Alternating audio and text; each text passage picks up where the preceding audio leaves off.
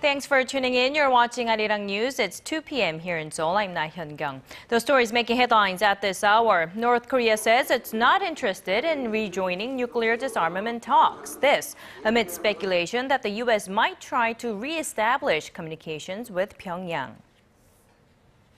The six world powers and Iran are still locked in talks in Switzerland over Tehran's nuclear deal. The U.S. State Department says enough progress has been made. And for 4 straight months, Korea's consumer prices posted near 0% growth. That's a 16-year record low. Now, our top story this afternoon, North Korea says it no longer sees the point in holding talks on giving up its nuclear ambitions, but efforts to resume the stalled six-party nuclear talks continue. Connie Kim starts us off. North Korea has reiterated it has no interest in coming back to the negotiating table to discuss its denuclearization. An official from North Korea's mission to the United Nations told Voice of America that the regime will not give up its nuclear arsenal until every other country in the world has also disarmed. The official, who asked not to be named, added that Pyongyang has lost interest and sees no need in rejoining the long-stalled six-party talks. The multilateral talks aimed at dismantling North Korea's nuclear program involve the two Koreas, the U.S., China, Russia, and Japan, but haven't been held since late 2008, when Pyongyang walked out and declared the process dead. There had been speculation that Washington might try to initiate talks with North Korea if it makes a breakthrough in its ongoing multilateral nuclear talks with Iran. Responding to the North Korean official's comments, the U.S. State Department restated its stance that the regime should abandon its nuclear weapons and all existing nuclear programs based on multiple UN Security Council resolutions. It also reiterated that it will not recognize North Korea as a nuclear state and called on the regime to refrain from threatening peace and security in the region. Despite North Korea's comments, efforts to resume the six-party talks continue. Sung Kim, the U.S. Special Representative for North Korea policy, will meet with his Russian counterpart Igor Morgulov in Moscow on Wednesday to discuss Pyongyang's nuclear issues. Connie Kim, ARIRANG News. A former U.S. nuclear negotiator says it will be difficult for the Obama administration to draw up a new nuclear deal with North Korea. Speaking at a meeting hosted by U.S. website 38 North, Robert Gallucci said even if the U.S. president can reach a nuclear agreement with Iran, it will be hard to achieve one with Pyongyang. He said senior officials in nuclear talks with Tehran also deal with North Korea's nuclear programs, pointing out that the officials can't have too many agendas on their plate at once. He said striking deals with both countries is not impossible, but the prospects aren't bright because it's such a difficult task. Some background information on Gallucci. He is the person credited with diffusing the first North Korean nuclear crisis by negotiating the 1994 agreed framework deal with Pyongyang.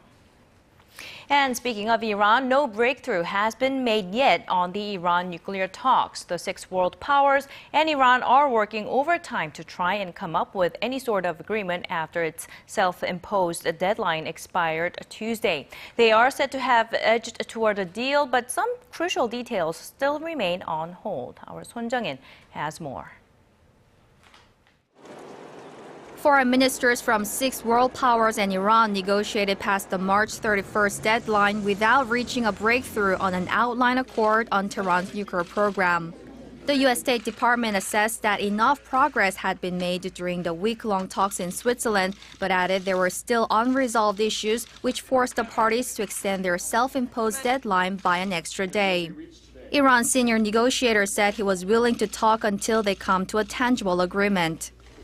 Sanction relief issue has been resolved, not today or yesterday. We have had long discussions on this, but there are issues which are related to sanctions, which are still under consideration. The so-called P5+1, the US, Britain, France, China, and Russia plus Germany are seeking to block Iran from building nuclear weapons for at least a decade while easing international sanctions gradually. Iran, which insists it only wants to use nuclear technology for peaceful civilian purposes, wants sanctions lifted quickly as they have been strangling its economy. The two sides are also at odds over the fate of Iran's stockpiles of enriched uranium. The U.S. says it's willing to continue until all sides arrive at a workable preliminary political agreement, which can be used as the basis of a comprehensive nuclear deal in 3 months' time. Sources say the extension of the deadline may signify the prospect of achieving a potentially historic deal in the hours to come. 손정인, ARIRANG News.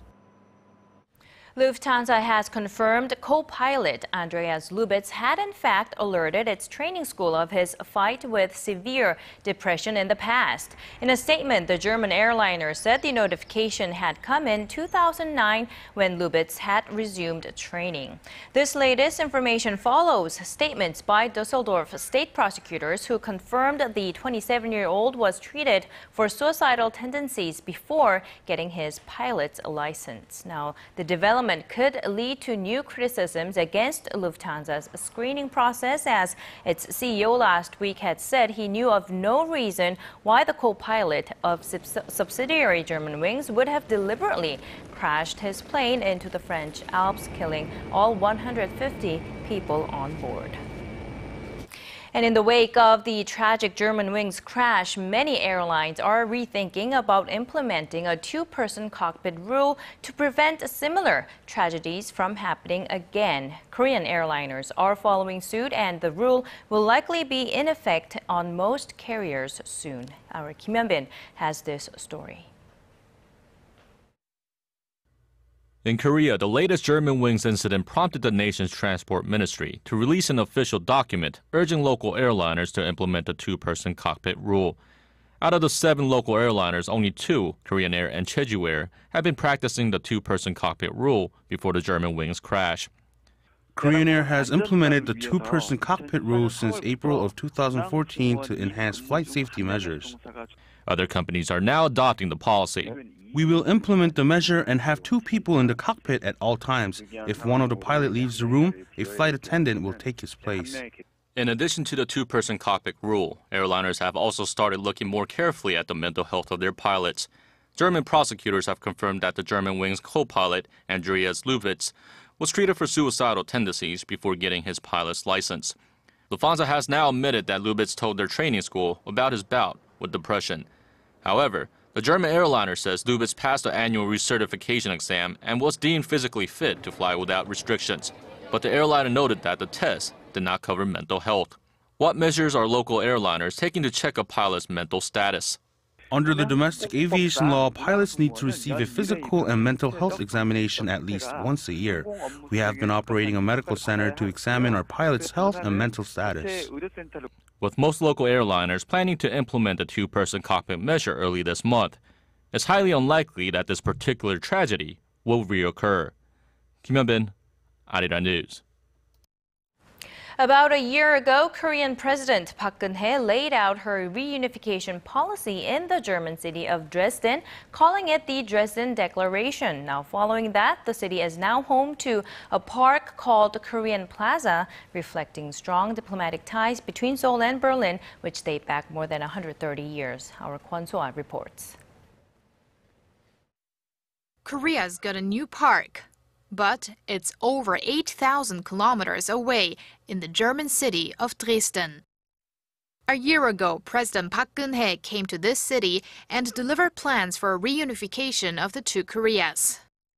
Now, a public space in downtown Dresden has been officially named Korean Plaza. Well, basically it was a consequence of the visit of President Park Geun-hye to Dresden and her Dresden Declaration.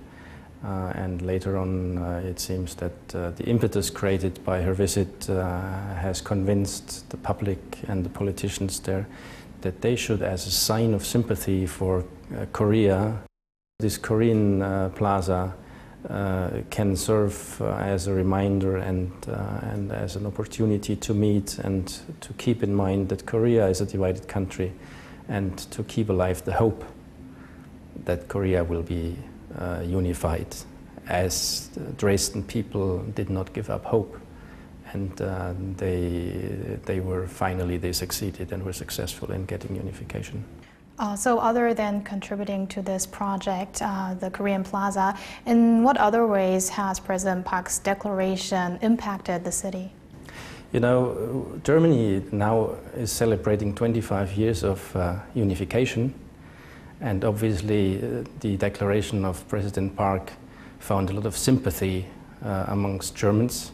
Germany shares the history of a divided country with Korea, and certainly sympathy for the future of a Korean unification has been emphasized by the declaration, and the sympathy in the German population certainly is much on the side of South Korea to have a successful unification in the near future.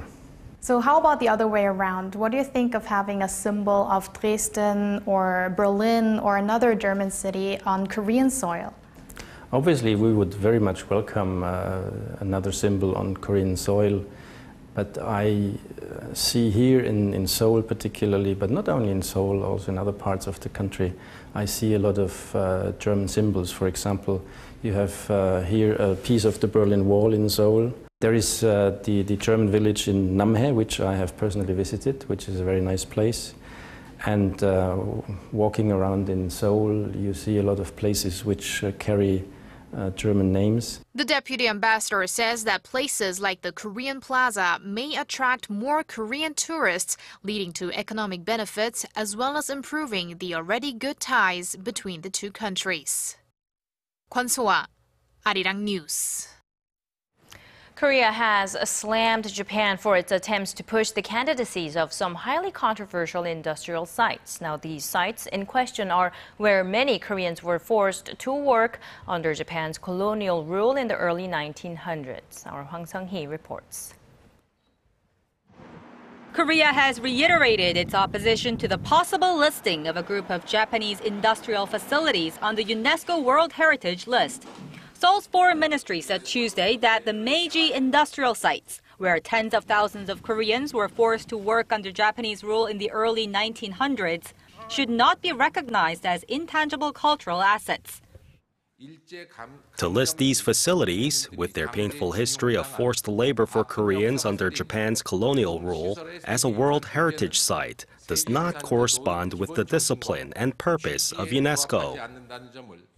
However, there are reports that the International Council on Monuments and Sites, or ICOMOS, said Japan's industrial facilities are qualified as a UNESCO World Heritage Site, upping Tokyo's chances.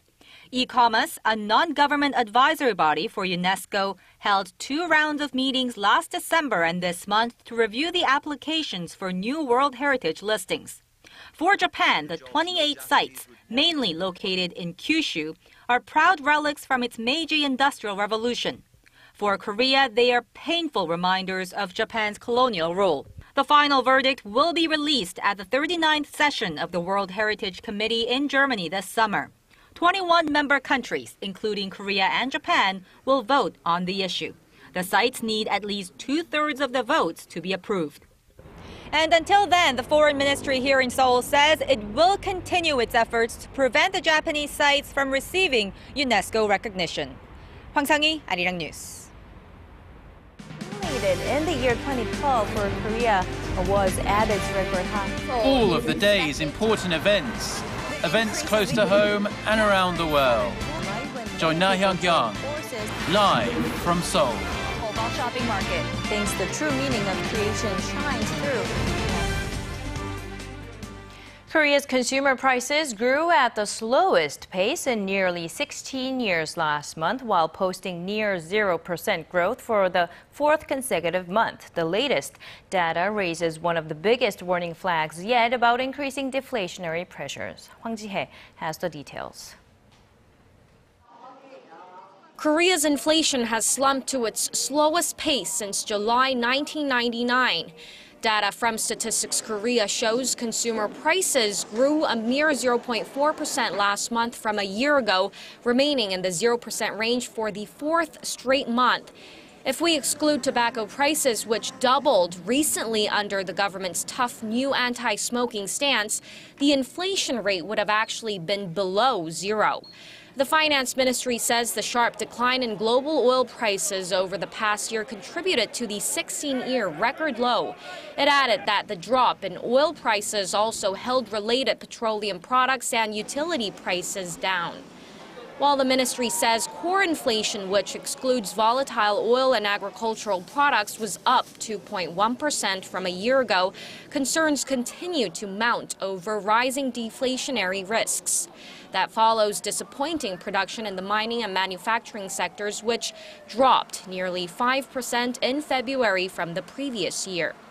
And while output across all industries rebounded by 2.5% from a month ago in February, the rise stemmed from temporary factors like the low base effect a month earlier and the Lunar New Year holiday, pointing to a still fragile recovery momentum.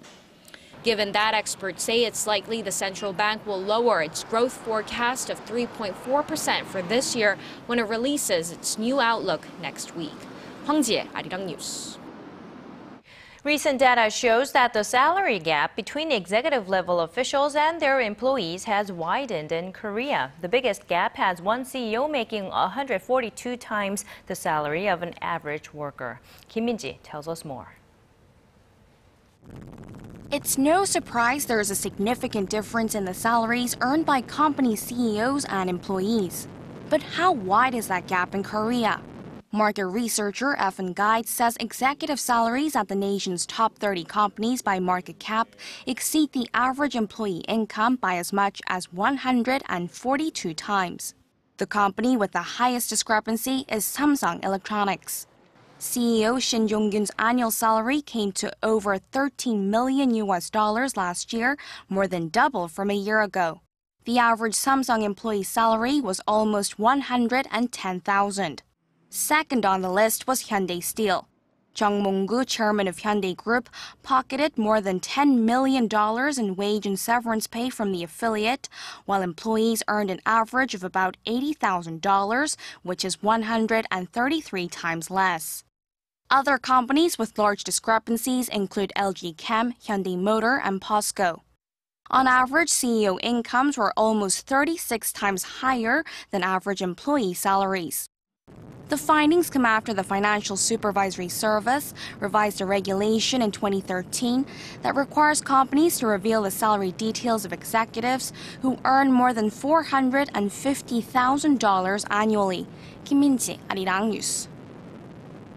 Korea's presidential office says Seoul will make sure its share and role within the China-led Asian Infrastructure Investment Bank will work in its favor. Confirming that the bank's application period ended on Tuesday, President Park's senior economic secretary said countries that have agreed to join the AIIB will soon start discussing their share in the bank and its management.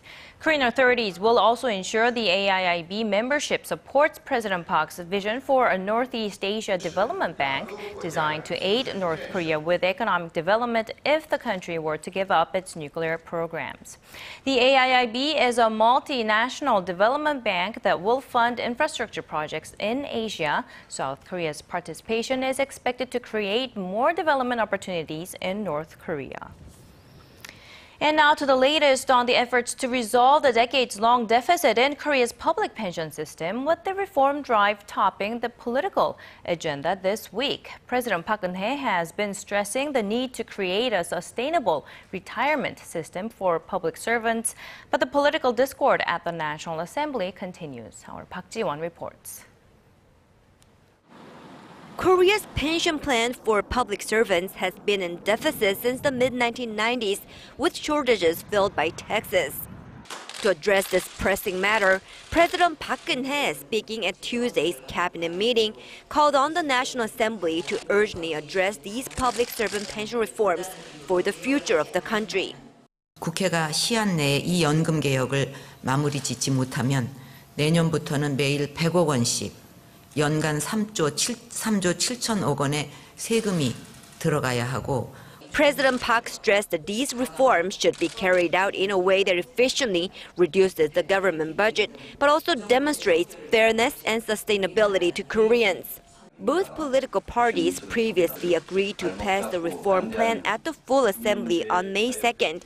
However, on Tuesday, they failed to form a working group for negotiations on the reforms.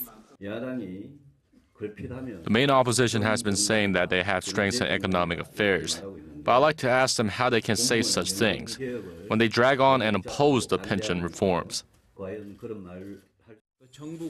It is unacceptable that the government tries to get through the reforms with the ruling party leading the process, with a limited deadline just like a military operation. The reforms should be proactively led by the government, like labor management negotiations.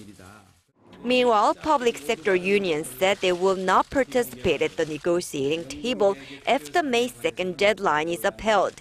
Park Ji-won, ARIRANG News.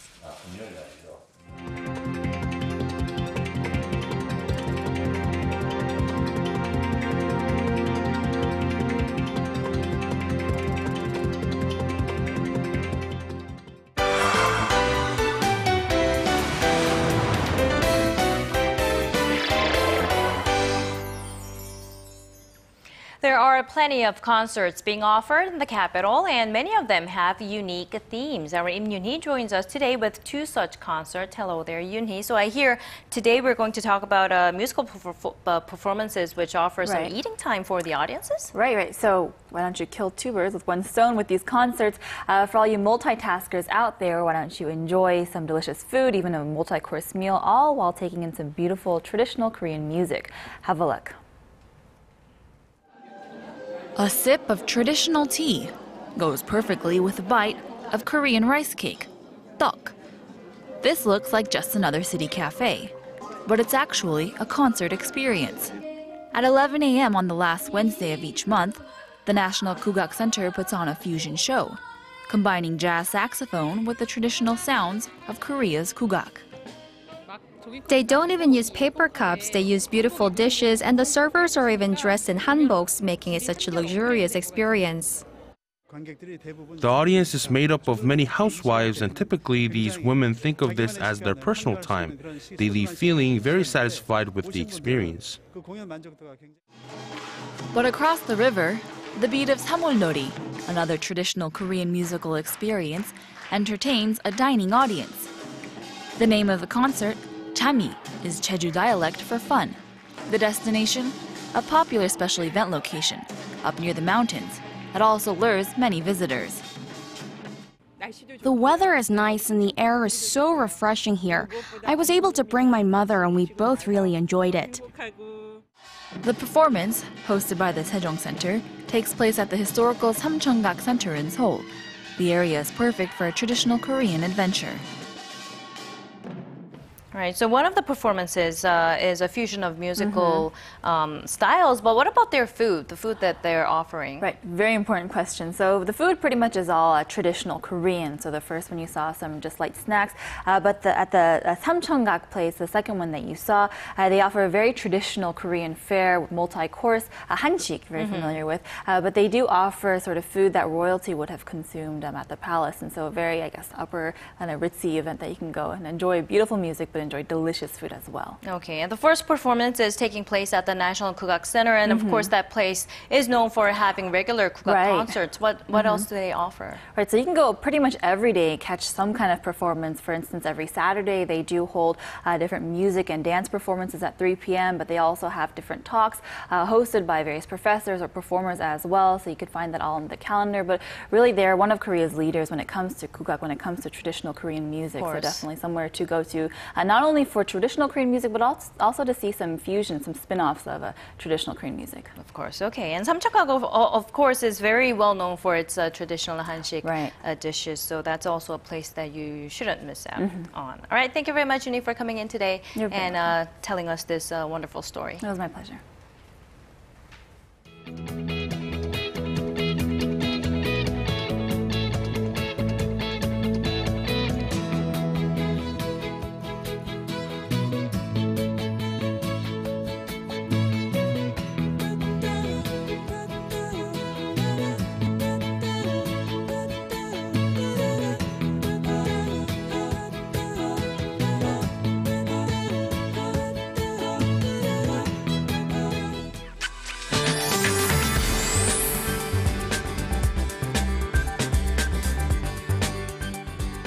Hello, I'm Michelle Park here with the latest weather forecast. And now that the rain is clearing, fog has moved into our nation. However, it's expected to lift throughout the day, leaving with just partly cloudy skies. Now, it looks like the rain washed away all of yesterday's fine dust particles, putting the air quality at normal level. Now, it's still a bit windy, but mild temperatures are expected throughout the day. In fact, it's expected to be 3 to 4 degrees higher than yesterday, but as you've probably noticed, the mornings and nights are still very chilly, so make sure to have something extra to keep you warm. Now, with that in mind, let's go over to our readings for today. So we'll peak up to 18 this afternoon. Meanwhile, the southern regions such as Gwangju and Busan will top to 22 and 15 degrees. Moving over to other regions, Jeju Island gets up to 19, Dokdo at 8, while Mount Kumgang tops to 5 degrees. That's all for now. I'm Michelle Park, and I hope you have a wonderful day. And that's a wrap from us at this hour. I'm Laah Hyun-kyung in Seoul. Another edition of ARIRANG News with me coming up at 4 p.m. Korea time.